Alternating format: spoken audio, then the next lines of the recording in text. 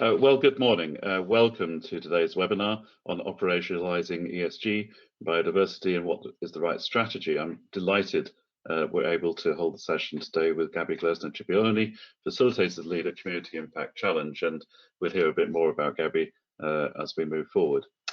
You've probably met me before. I'm Mike Wardle, the CEO at the ZN Group. I'm here just to chair the session today.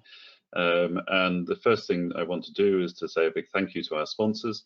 We're very fortunate at the FS Club to have this range of supporters who enable us through their generosity to run the series of webinars that are part of which this is one. We really are grateful for them to allowing us to range quite far and wide across finance, economics, technology, history, and science.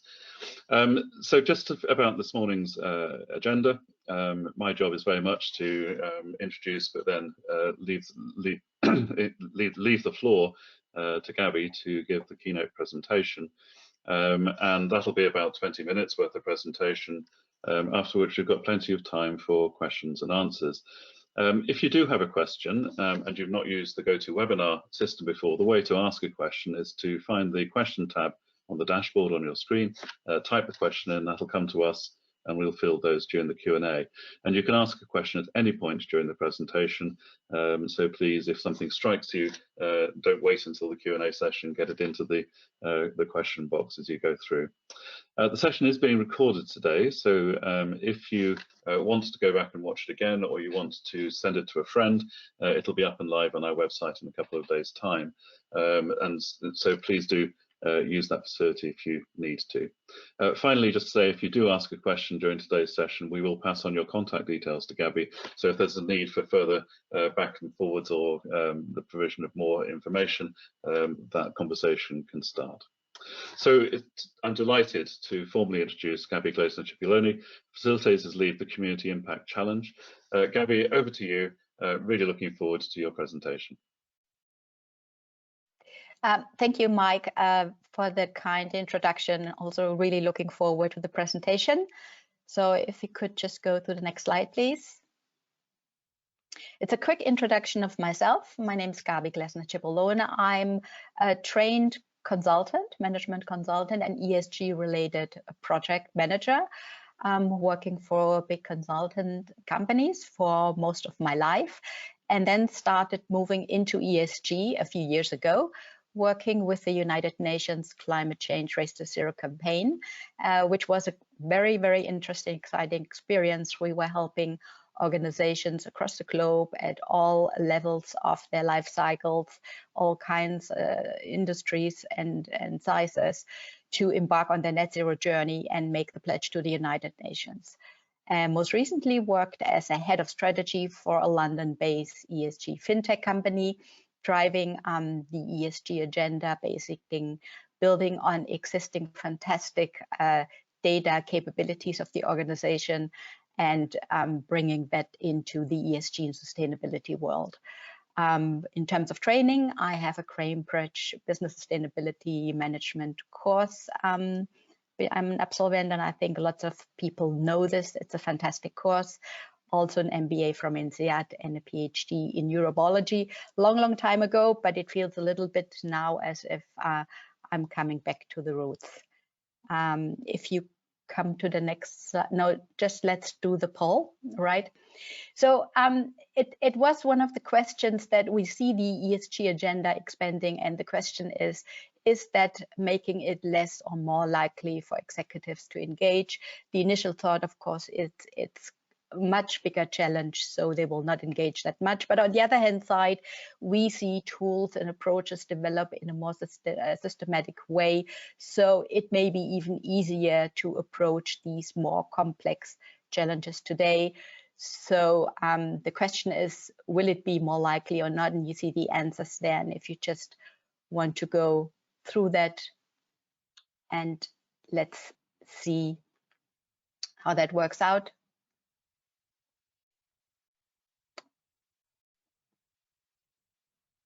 Yes, Gaby, people are voting. We'll just give them another half a minute. Sure, let's give them some time.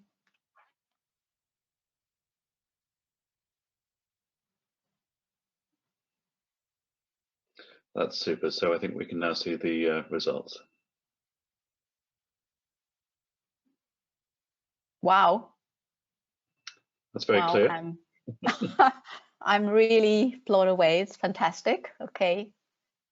It's very much aligned with my own thinking, so that's really positive.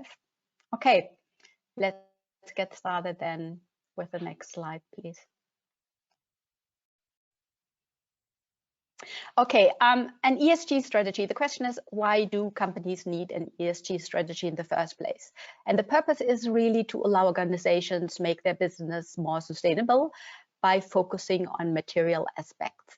So an ESG strategy plays a really important role, for example, in risk management, long-term performance, reputation and brand, increased investor interest, compliance, obviously, and improved decision-making.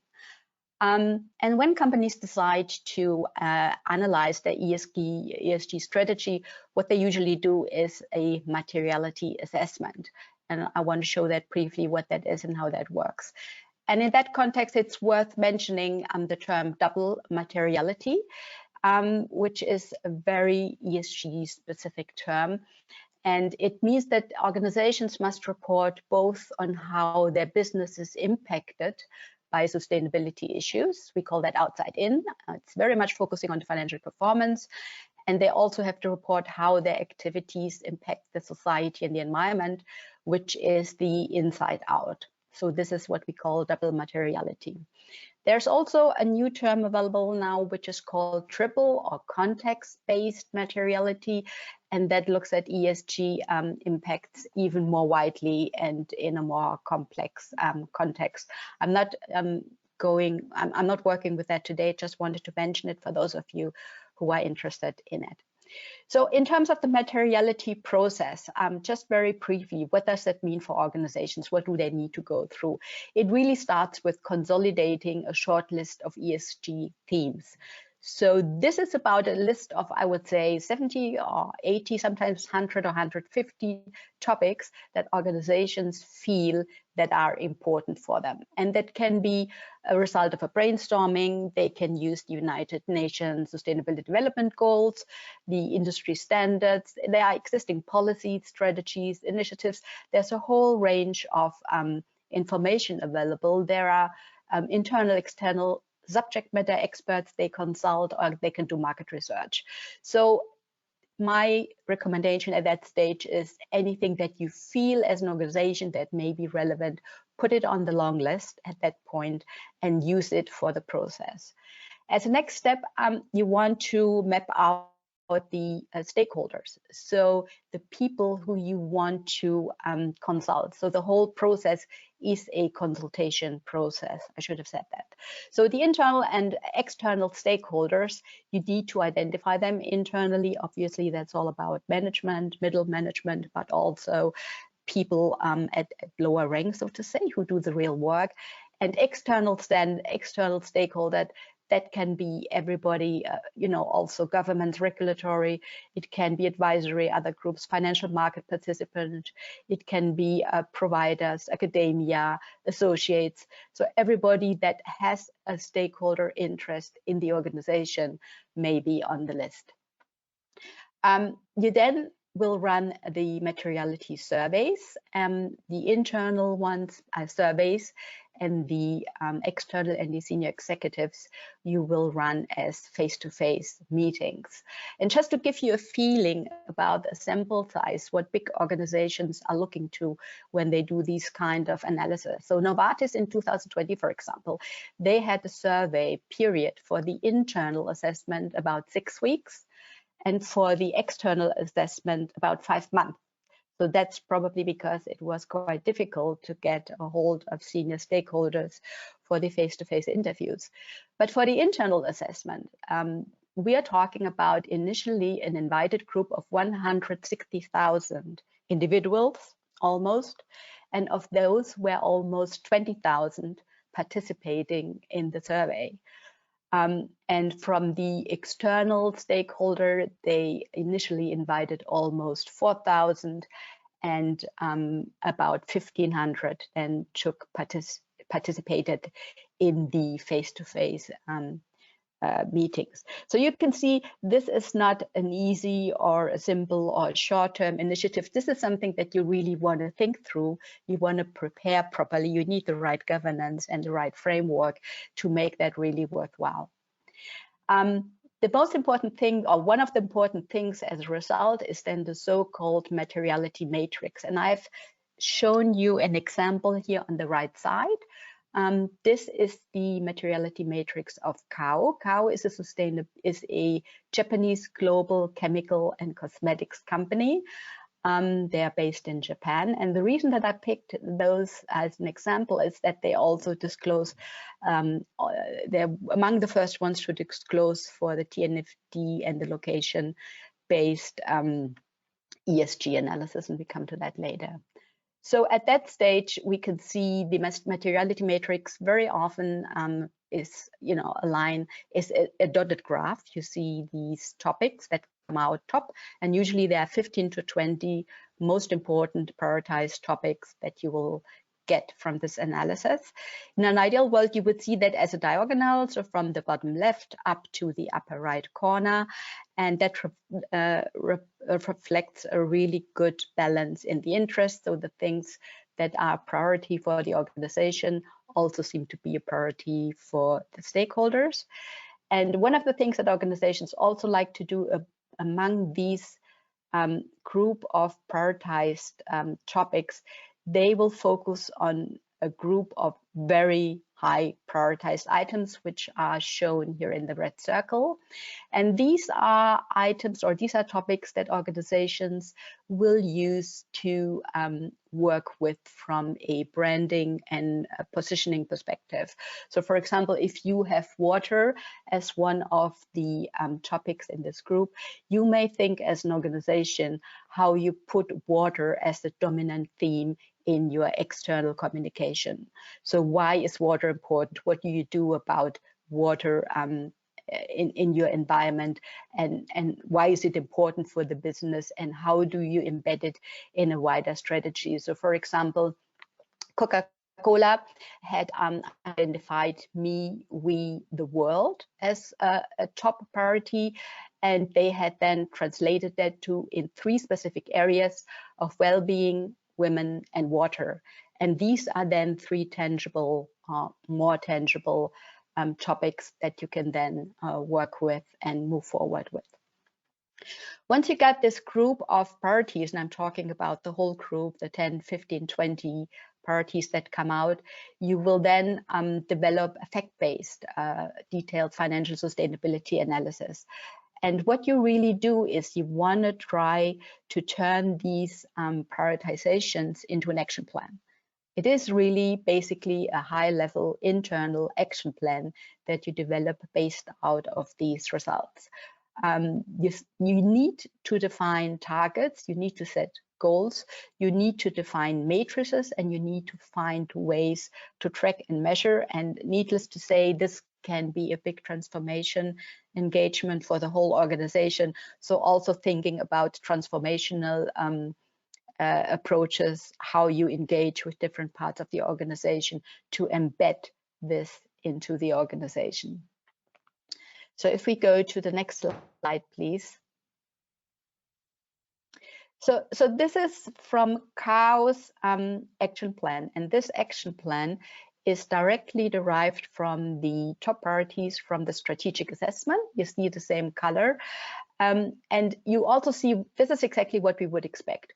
We see the key actions lined up. So this is just 2 examples. It's a whole set of activities and actions they have defined. You see defined measurable indicators, and you see the targets and the reported interim results per year. And also very nicely at the very right side, you see they are related to the UN SDGs. So far this looks quite nice, but when you look closer at it, you notice that this whole action plan and measurement really depends very much on internal standards. So the first point, universal product design, which looks as an indicator percentage of new or improved products that meet Kao's universal design guidelines, we do not really know how much of the positive change is due to improved product design or just due to changed guidelines. And if we look even closer, we see that there are asterisks and reference numbers, and number 7 means that the value is based on a former guideline definition, and the number 3 is based on the change of the definition. So obviously it's the privilege of an organization to define their own standards and their own guidelines, but it is interesting to see that the process works on both sides. And yeah, I think that's an important point. And the other point about water conservation is a little bit similar. It says we measure percentage reduction in water use. And again, this is an internal measure because it measures the reduction of water use in comparison to previous use in water. So we don't have any absolute numbers. We don't have any context of the sector. So industries in that space, how much on average do they use water for specific products?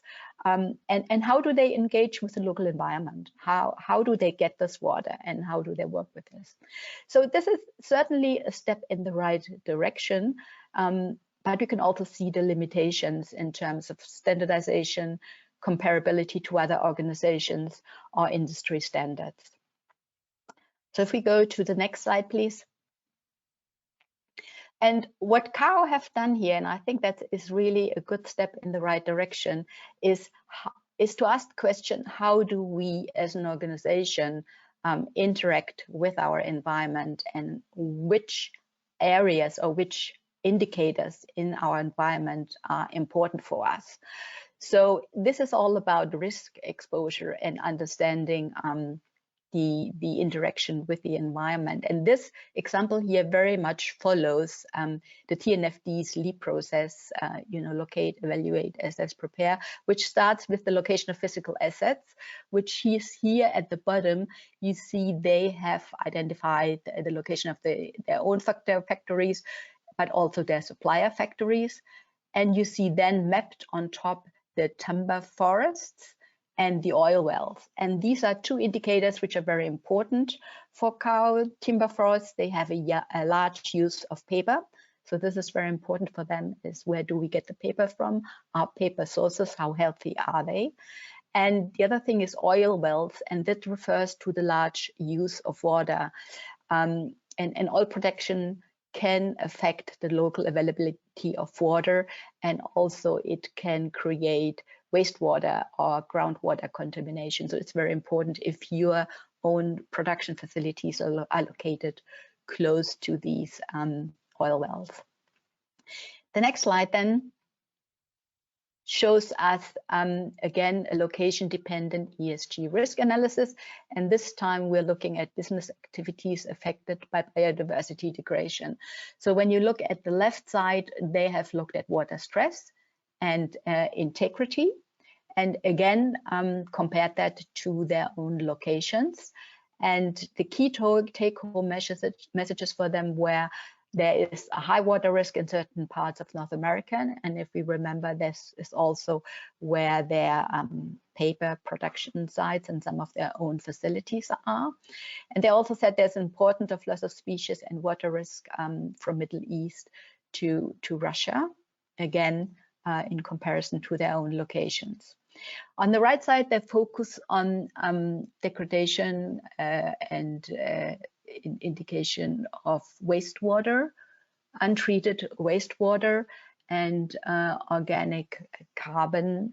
And organic carbon is in the soil is important because it regulates critical ecosystem services.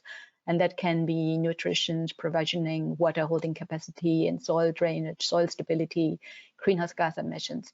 So it's important for them to understand how these indicators work in their immediate environment. So, and I think this is really a very first great step to see how a ESG sustainability strategic analysis can lead to a direct engagement analysis with your location and with the environment in the education. And just to get back to one of the topics we mentioned before, you may identify water as one of the topics in your priority list. The question is still, what's the indicator that you're looking for when you do, for example, these location-based analysis? Because the data that are provided around water, they are very diverse. So you can have data today about water scarcity, water depletion, water stress, water quality, drought frequency may be important, flooding, ecosystem service status, like how are rivers, freshwater biodiversity working, freshwater policies and laws may be affecting the environment, institutions, infrastructure, and financing. So what I'm trying to say, water by itself is not useful as an indicator to understand the environment. You really need to put that down to make it more detailed, what it really is that you're looking for. And then the next step is, of course, you need to find the right data sources. So even if you have identified the indicator, there are still numerous data sources available. Which ones are the best one? They vary by granularity, coverage, age, context, etc. And you get different data formats, whether you get the data in Excel, PDF, Word, in the local IT system, or database specific. So this process is really more complex and also technologically challenging than it looks at first glance. And even if you go through all the steps and you get your data together, you do these analysis, you still need to be sure that you understand the results and interpret the results in the right way. And sometimes it may be important to have an expert help you doing that as well. So in the next slide, we'll show you simply some examples for location-dependent environmental risks. This is something that is really today available. So this is something that every one of you can use, can check. It's the WWF risk filter suite for biodiversity. There's also one for water. And you can see that simply by getting these kind of approaches, you can get already a first impression. How is the air condition in your individual environment? How is the soil condition?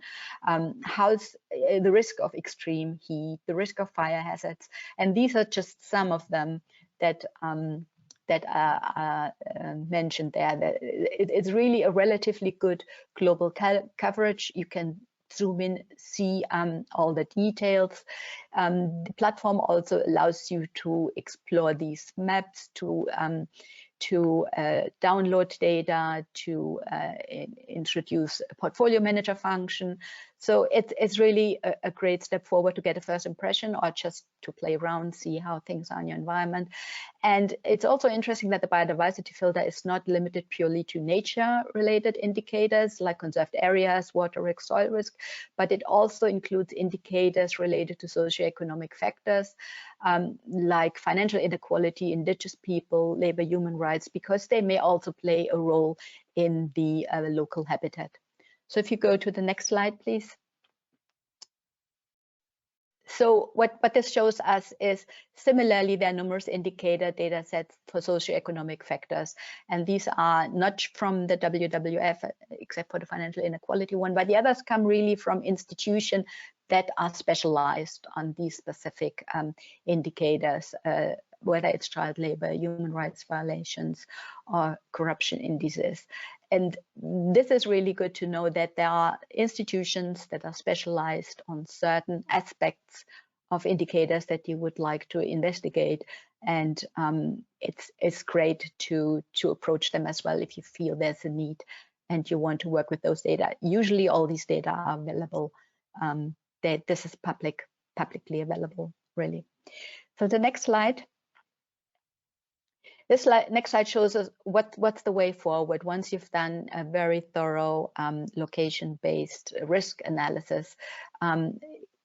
What's really the benefit that you could do? And one of the things that you could do is use innovative technologies like artificial intelligence to make a long or midterm forecasting, scenario analysis, and try to understand the development of your industries in a little bit better. We have here an example of corn and the climate adaptation as an opportunity for corn market development, and we see, for example, there is a new value creation foreseen for corn, and also it shows you, for example, on the right side that AI can help companies launch seeds faster and cheaper. So this is just one example that shows you, once you've done the location-dependent ESG analysis, use innovative technologies, think a little bit further, think what it means for your business in the future and how you can drive that forward. And the next slide, please. So the question is, where are we heading with this? And in summary, I thought the first thing we should do is really, where are we now? So ESG data are available today. They are used in various areas. For example, they are used by analysts to rank and determine companies' investments through ESG scoring.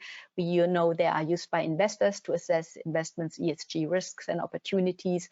And we know they're used by companies use ESG data for a whole set of different reasons, including internal performance tracking, supplier evaluations, and corporate ESG reporting. So we also would like to be open. There are also challenges.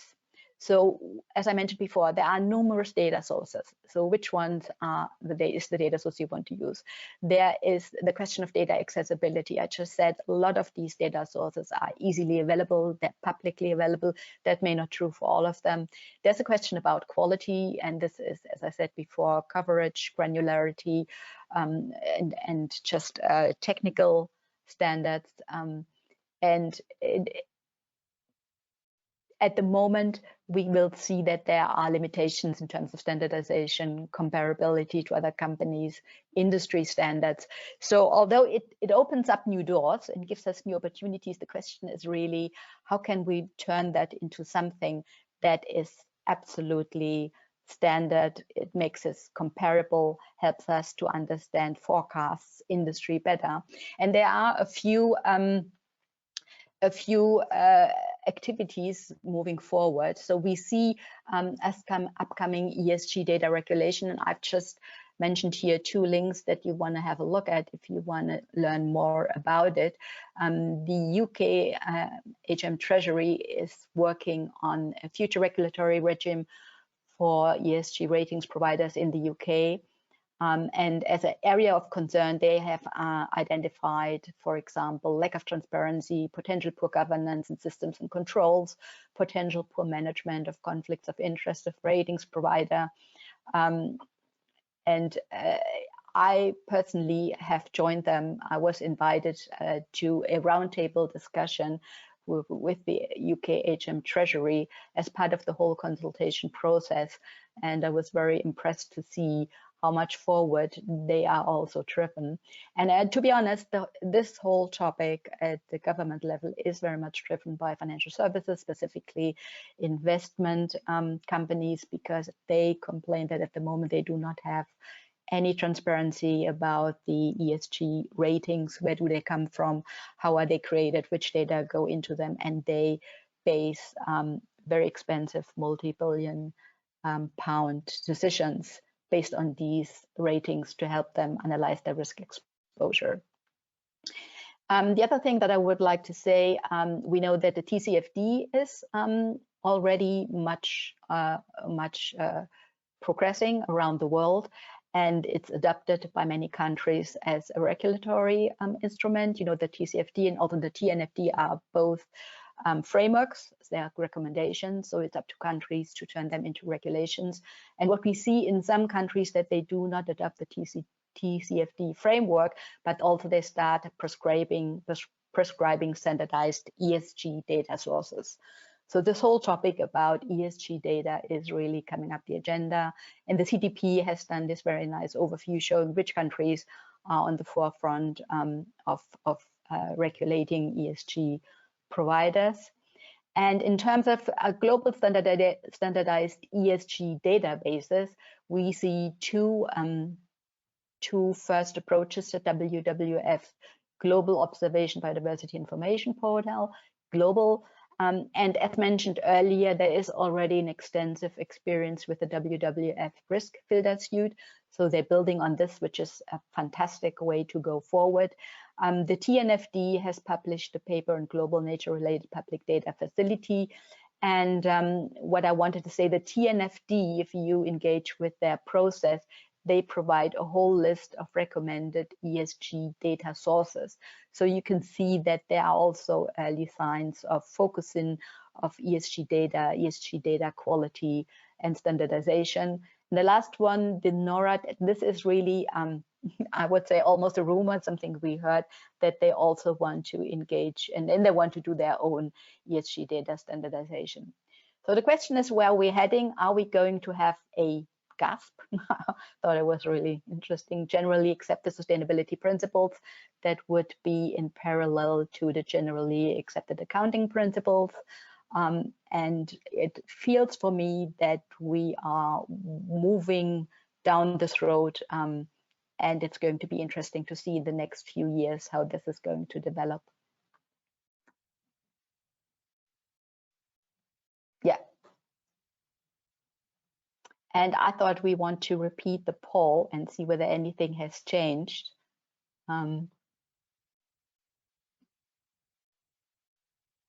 So do vote on the poll for a second time.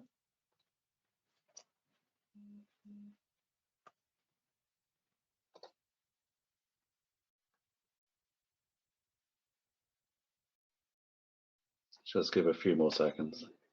Yeah, sure.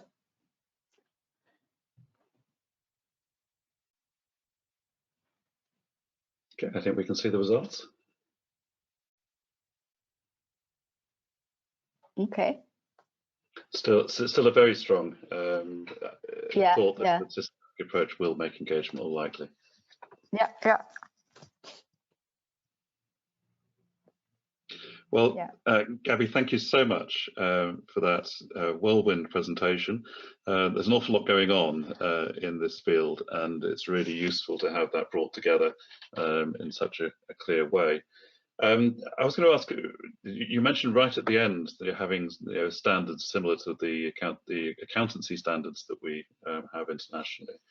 And I was just wondering whether accountancy is stepping up. I mean, you think of their audit role, you think of the way that accountancy as a profession could have a major role in checking companies' homework on these kind of things.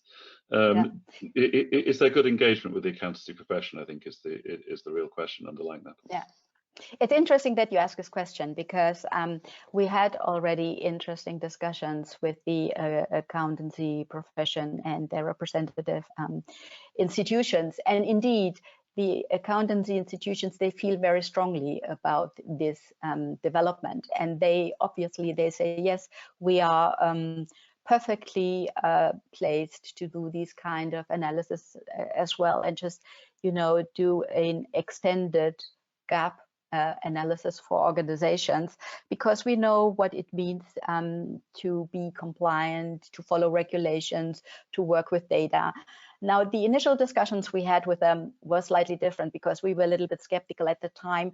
We didn't have any data standardization. A lot of the data that were out there were really to be collected by judgment, which means you needed an ESG expert to make the right decision, which data to pick, how to aggregate them, and then also how to interpret the result. And at the time, I have to be honest, I could not see a financial accountant being able to run this kind of process for an organization. Now, what we see with all the standardization that is happening, that of course makes it easier for people to at least help organizations potentially with the technical part of the process.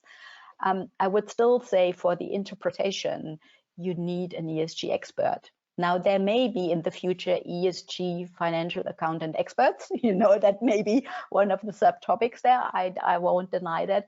But with the training they have today, I think it will not be sufficient. They will need a little bit more. But I think what we see happening is working in their favor, yeah. Thank you very much. Clive Bullen's asked a couple of questions. And first he asked, is there a danger of companies feeling that they can't actually do anything much in the big picture, given all the other companies that are polluting and over which they have no control? So is that risk there, that people sort of throw their hands up and say we can't change things, so we're going to give up? Yeah, well, I mean, that's a little bit looking at it, I would say, from the wrong angle, right? The first thing you need to do if you want to change things is to have transparency. Without the transparency and knowing what's what and who's who and what's where, you cannot even think about change, you know. So at least to have a good understanding of the current situation, you should certainly do these kind of analysis and then just take it step by step. Nobody expects you to do all the top priorities at the same time. You may want to focus only on the top 1, 2, or 3 that are really most pressing for you, and then do them properly. Now, when I say do them properly, I mean, as I said, in initial action plans, companies tended to focus only very much internally. So what can we do internally to improve our ESG strategy? But what we see now is that they need to engage with their suppliers and also with their direct environment. And again, in order to be able to do that, you need to have an understanding where you are and what's going on. So the transparency is really a minimum that you can do. And the next step to define the actions in this obviously more complex world is still something that they can then consider and work with. And the other thing I want to say is there is a lot of data available these days. So it gets more and more difficult to hide things as a supplier. So you are a paper company close to a protected area and with water scarcity, that will come out at some point. And it will be a challenge because these protected areas, as we can see at the moment, have the habit of expanding. So you may be far away for the time being, but you know, looking at future policies and future protection plans, that may change. So again, to protect your own organization or your supplier, you need to know these things. So you need to run the analysis. That's what I'm saying. Well, thank you very much. I've got a comment really, which is that there's been a lot of talk about transition plans in terms of the carbon agenda, both at country level, but also at individual company level. I'm just wondering where transition plans might fit alongside so the nature-dependent plans, or is it simply part of the same process of when you're working through your impact on the external world? Yeah, I mean, we have sometimes the habit a little bit of things in pillars or in columns. So this is the carbon emission problem, and this is the biodiversity problem. In fact, you know, it's not like this. They are intertwined and they are absolutely dependent on each other. So at the moment, we have a lot of engagement in the carbon emission reduction activity area. But what we need to do is what we start doing to run the TNFD in parallel, but it is engaging. Yeah, it's not really a separate activity. And these things can absolutely be dependent. For example, we were working with a Tunisian bank. They were planning to invest in a solar panel factory, a plant in Tunisia, and turned out when we did the due diligence that this would have impacted local biodiversity in a negative way. So you can see you have to take balanced decisions in the future, and you have to have all the information at hand to make the right decision. Thank you. Clive Bullen's other question is just a simple one. Isn't the profit motive simply too dominant for companies to put real attention into biodiversity? In other words, when the board is meeting and saying, actually, if this affects our bottom line, we should ignore it. How do you think profit and these kind of ESG processes fit together?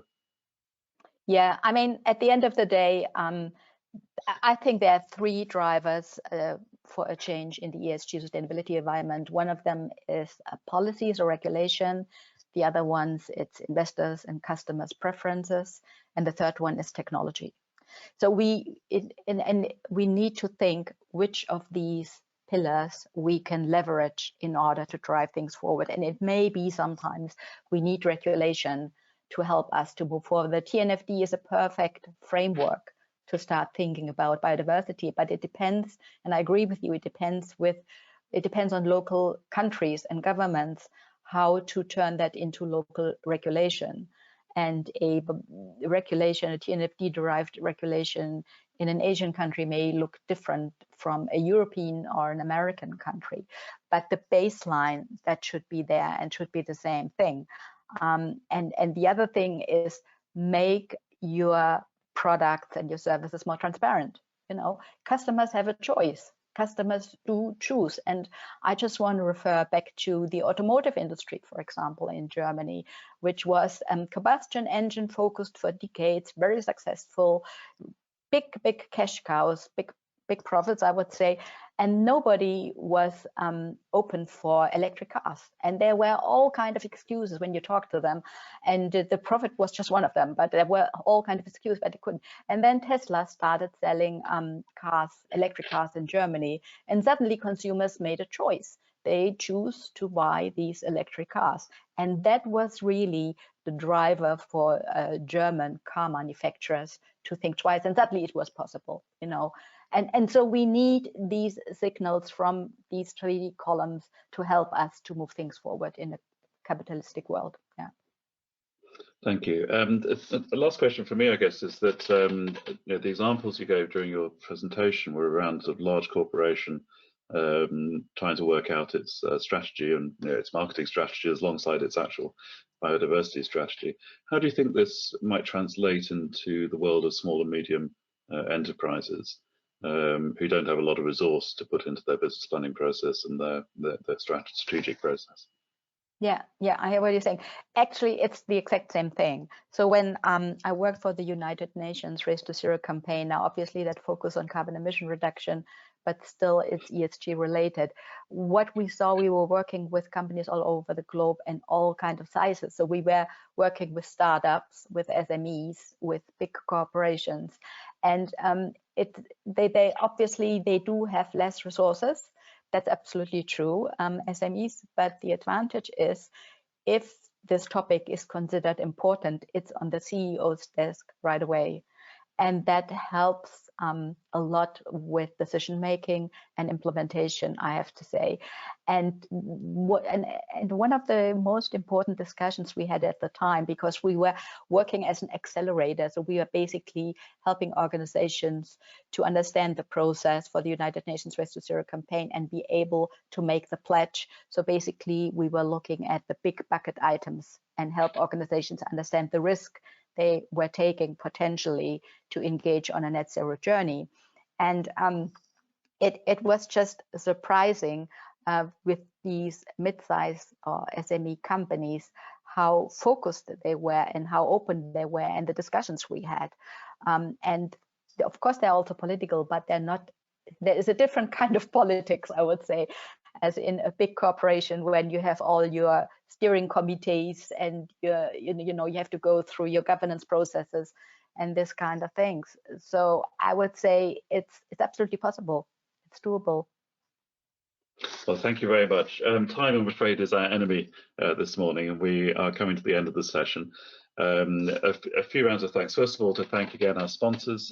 We really are truly grateful for their support in supporting the networking and the technology and the knowledge transfer that we achieve for you, our members. Coming up over the next few days, we have some interesting sessions. On Monday, a webinar on state-sponsored sport corruption. On Tuesday, enabling capital to bridge the $1 trillion SDG gap. And next Thursday, the launch of the Global Green Finance Index, 12th edition. So lots of interesting content coming up, and do keep an eye on the website for forthcoming events. But it's been a pleasure to have you all with us today. And finally, a big thank you to Gaby. It's been a really fascinating overview. And I'm absolutely thrilled that you've been able to be with us. And Caroline Lee has added, she says, thank you very much for the valuable insights on ESG topics. So a really useful session. So thank you very much. We'll see you all again. And Gaby, we might have you back in a year's time to see how things have moved on in the world of biodiversity reporting. Thank you so much. Yeah, that's good. Thanks. Yeah.